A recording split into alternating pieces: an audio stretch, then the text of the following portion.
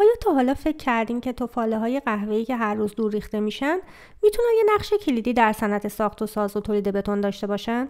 به تازگی محققا کشف کردن که این باقیمانده‌های قهوه میتونن به جای دور ریخته شدن به عنوان ماده‌ای برای تقویت بتون استفاده بشن. اما چطور این کار ممکنه؟ در یه مطالعه که در مجله کلینر پروداکشن منتشر شده، مشخص شده که با یک فرایند خاص به نام پیرولیز میشه تفاله‌های قهوه رو به بیوکربن تبدیل کرد. این ماده کاربردی میتونه تا 15% جایگزین ماسه در مخلوط بتون باشه و مقاومت بتون رو تا 29% افزایش بده. حالا شاید بپرسید پیرولیز چیه؟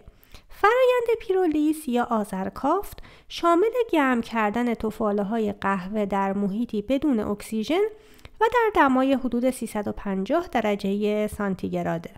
اما نتیجه چیه؟ یه ماده بسیار مستحکم که باعث بهبود چسبندگی و ساختار داخلی بتون میشه و حتی به فرایند خشک شدن بهتر کمک میکنه.